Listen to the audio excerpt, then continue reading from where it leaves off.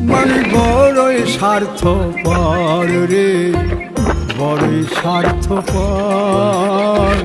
বুকের মাঝে জায়গা দিলে যতন কইরা ভাঙ্গে রে অন্তর।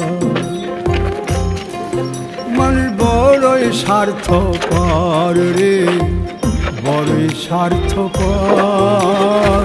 বুকের মাঝে জায়গা দিলে যতন কইরা ভাঙ্গে অন্তর।